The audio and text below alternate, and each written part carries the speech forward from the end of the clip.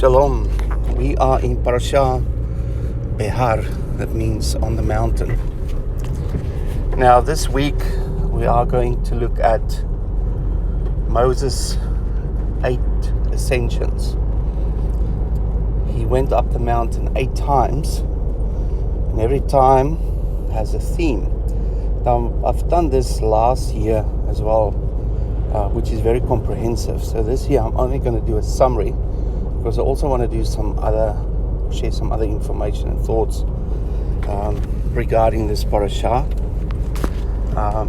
So just in general, the first ascension was when Moses was called up Mount Sinai, where Yahweh spoke to him in the thorn bush, through the thorn bush. Now the thorn bush was the bush that burned and was not consumed. And that is a symbol of a spiritual fire or a holy fire. It's can also be described as a connection between the physical and the spiritual, where that point where the thorn bush was and anything it symbolizes made a connection to the spiritual realm, which is beyond time, which we discussed yesterday. So the thorn bush, the thorn is the word Sinah. It's also the name of the Mount Sinai. It's Mount Thorn.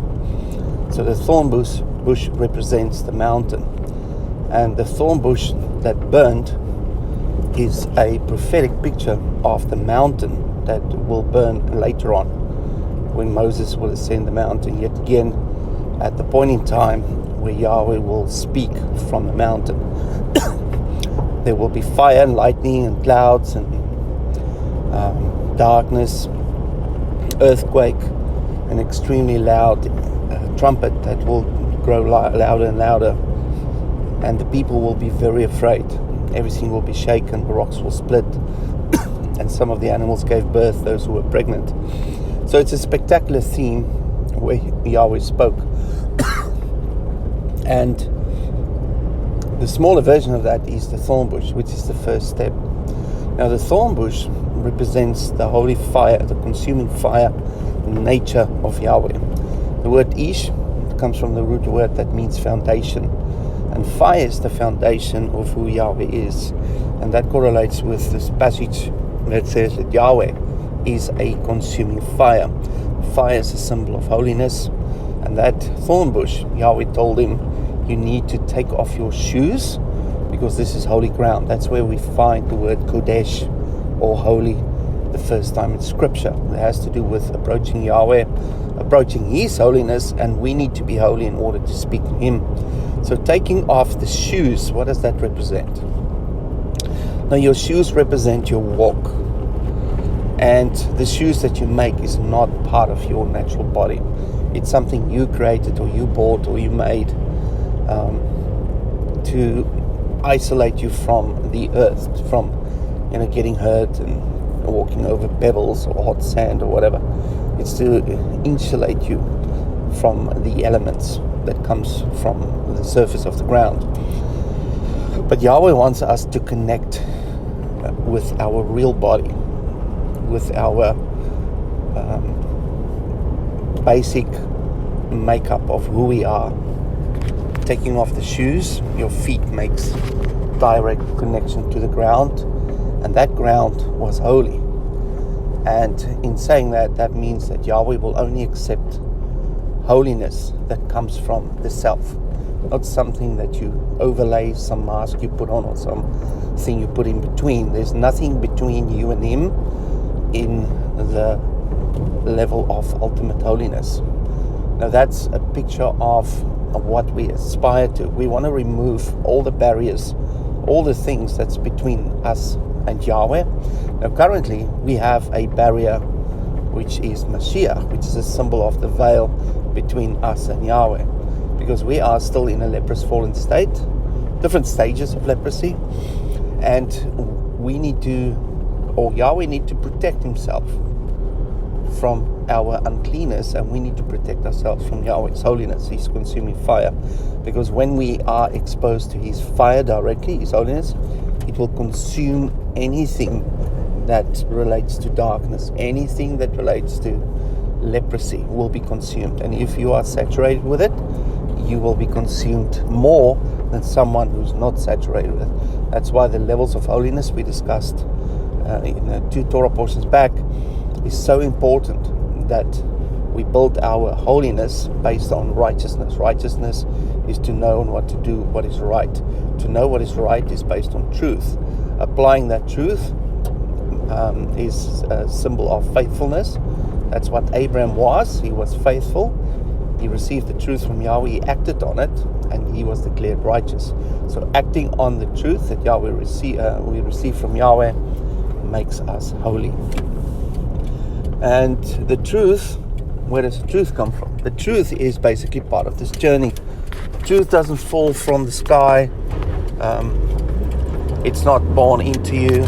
It's something from the spiritual realm. It's from the mind of Yahweh. That's the ultimate truth. It sits beyond the physical. We can see patterns of truth within the physical through Yahweh's creation, within our bodies as well. And we can see the patterns of truth within everything that Yahweh made, which are His fingerprints. But the real truth is given to us in the form of two mediums, which is light and sound. Now we're going to see the spectacular event, or read about the spectacular event they saw on Mount Sinai, which is the site of Yahweh's holiness and how awesome it is. And they also heard the voice, the lightning, the shofar, the earthquakes, everything rattling and shaking. It's a very powerful event where they will see it. And then the 10 words are basically the intelligent sound that encapsulated Yahweh's mind, revealing the basis of truth in 10 foundational levels. Now those 10 levels are broken down further on, later on, through the Torah, which includes every commandment regarding morality, every commandment regarding the priesthood, every commandment regarding kings, women, men, as well as supernatural laws, which I discussed previously, which are laws that doesn't relate to morality, doesn't relate to something practical to do. It relates to something spiritual that we don't necessarily understand. And that's what the sabbatical year is, the year of Jubilee. Actually, the Moedim and the Sabbath is all about, which we can summarize as a theme called the cycles of 7. And these are cycles of cleansing, which will help us with our holiness. Now, Moses approaching the mountain is basically to access the covenant, to get access to the 10 foundational principles of Yahweh's instructions. And within those, Yahweh also revealed the work of Mashiach through the festivals.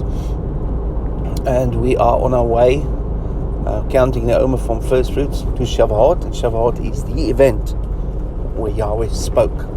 Or is it the event where Yahweh gave the first set of commandments? Or is it the event that Yahweh gave the second set of commandments? What is it now? Or is it the event where the Spirit was given to man on Pentecost? It's actually all four, but all four of them sit on different time frames. And we are going to look at those time frames and those themes as we go through the Torah portions moving forward. I'm going to lay the foundation this week on how Shavuot is not a point in time. It's a season, just like the first fruits. It's connected to counting the Omer. It prolongs the Feast of First Fruits. It starts with the first, and then it ends with the final count, where Yahweh will do His work in the themes of Shavuot. So that's the basic premise and principle of this study. And it's all about holiness. It's all about cleansing. It's all about a starting point. It's all about the work of Messiah. It's all about the covenant. It's all about us being restored. And Shavuot is the pinnacle festival that's right in the middle. If you put the 7 on the menorah pattern, that's the one in the middle branch, which is the most important one, which is all about Yahweh's covenant. And all the other festivals hang off that one and support that one, and leads to the first work of Messiah, spring festivals, and the second work of Messiah, fall festivals. But then the covenant will still stand in the new kingdom after the smoke clears. So I want to leave you with that today. I hope you have a lovely day. We'll speak more about this coming Saturday. Shalom.